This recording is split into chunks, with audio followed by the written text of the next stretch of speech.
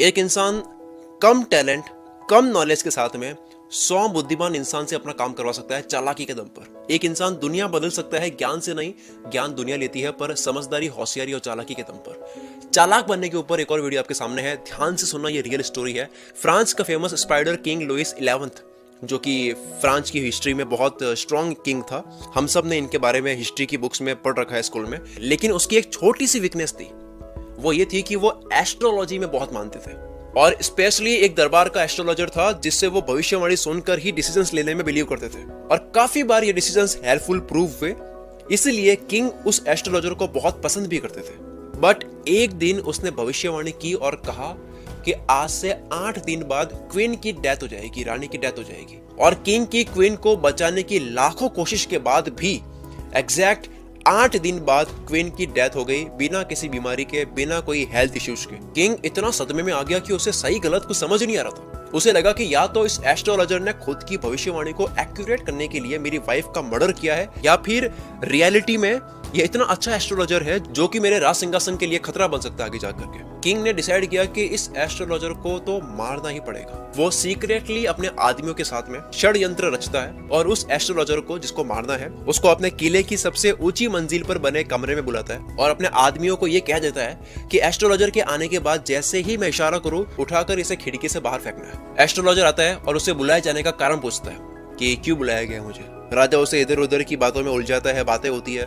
जैसे ही वो अपने आदमियों को सिग्नल देने ही वाला होता है, जितने में राजा एस्ट्रोलॉजर से सवाल करता है कि तुम कहते हो कि तुम्हें एस्ट्रोलॉजी का बहुत ज्ञान है और तुम सब कुछ बता सकते हो फ्यूचर के बारे में, क्या हो सकता है भविष्य में, तो बताओ तुम्हारा फ्यूचर क्या है, तुम्हारी मौत कब होगी ये बताओ। तो एस्ट्रोलॉजर कुछ देर तक सोचता है और कहता है, महाराज आपकी जब मौत होगी ना, उसके 3 दिन पहले मेरी मौत होगी, यानी कि पहले मैं मरूंगा, उसके 3 दिन बाद आप मरोगे। ये सुनकर राजा के पैरों तले जमीन खिसक जाती है। क्या ये मर गया तो 3 दिन बाद मैं मरूंगा। वो अपने आदमियों को इशारा करता ही नहीं है, एस्ट्रोलॉजर बच जाता है। एस्ट्रोलॉजर एक अच्छा एस्ट्रोलॉजर ही नहीं बल्कि एक चालाक इंसान भी था, फेस रीडर था, उसने चेहरा पढ़ लिया था, उसने राजा की आंखों में खून देख लिया था। वो समझ गया था कि अगर उसने कुछ ऐसा नहीं कहा जिससे राजा को उस पर डिपेंड होना पड़े तो उसकी मौत तय थी। और उसने ऐसा चालाकी का गेम खेल दिया कि राजा को अगर जिंदा रहना है तो एस्ट्रोलॉजर को भी जिंदा रहना पड़ेगा, क्योंकि ये अगर मर गया उसके 3 दिन बाद में राजा मर जाएगा। इसे कहते हैं समझदारी। इंसान बड़ा ज्ञान से नहीं होता है, समझदारी से होता है। राजा चाहते हुए भी उस एस्ट्रोलॉजर को नहीं मार सकता, जबकि राजा को पता है कि ये राजगद्दी को खतरा है। फिर भी जिंदगी को शतरंज की खेल की तरह समझो कि सामने वाला प्लेयर ऐसा फंस जाए कि वो आपको हराने की, आपको दबाने की, आपको मारने की जैसे ही सोचे तो उसके दिमाग में आया कि यार इसको मारने से पहले मुझे पहले खतरा है, इसको अगर कुछ भी कर लिया तो नुकसान मेरा भी है।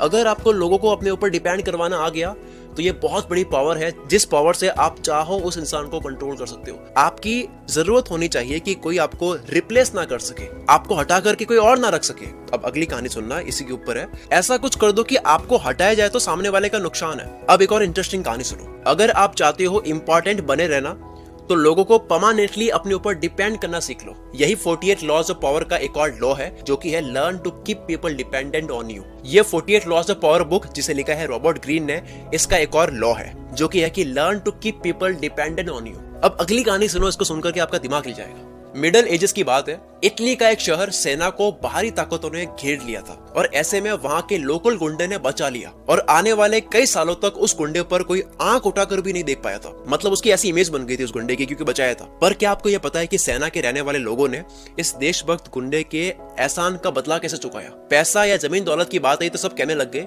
कि जो काम देशभक्त ने कर लिया है उसके लिए पैसा, जमीन दौलत ये बहुत छोटी चीज है, कुछ बड़ा गिफ्ट करते हैं। फिर डिसाइड हुआ कि हमें इस देशभक्त को अगला राजा चुन लेना चाहिए। फिर एक आर्ग्यूमेंट आया कि ये भी एक सूटेबल सम्मान नहीं है इतने भारी काम के लिए, इसको कुछ और बढ़ा दिया जाए। लास्ट में जब सारे आइडियाज फेल हो गए कि किस तरह से इस देशभक्त के वीरता भरे काम को हमेशा हमेशा के लिए अमर किया जाए, तब एक आइडिया आया कि क्यों ना हम इस गुंडे को मार करके, खत्म करके इसका मंदिर बना दिया जाए और भगवान की तरह इसकी पूजा की जाए। बिलीव मी, उन्होंने बिल्कुल ऐसा ही किया। ये रियल स्टोरी है और ये स्टोरी भी यही लॉ टच करती है कि अगर आपको पावर में बने रहना है तो आपकी बड़ी जरूरत होनी चाहिए। अब इस गुंडे की जरूरत कैसे खत्म हुई वो सुनो। आपको लग रहा होगा कि उस देशभक्त इंसान की गलती बिल्कुल भी नहीं थी, ये तो लोग एहसान फरामोश निकले जिन्होंने इसको मार दिया। ऐसा नहीं है, दरअसल उस टाइम इटली में इन गुंडों की कमी नहीं थी कोई। बहुत से इस तरह के नए गुंडे मार्केट में कम पैसों में अवेलेबल थे। मतलब वो गुंडे रिप्लेसेबल था, जिसकी जगह कोई भी ले सकता था। और जब ये गुंडे कुछ बैटल्स के बाद में सीनियर हो जाते तो इनकी डिमांड और पावर और बढ़ जाती, फिर उल्टा लोगों को ही परेशान करने लग जाते ये गुंडे, क्योंकि एक टाइम के बाद में इन गुंडों को अफोर्ड करना ही मुश्किल हो जाता था। इसलिए इनको लोग मिलकर मार देते थे, क्योंकि इजीली कोई भी इनकी जगह ले सकता है वैसे भी।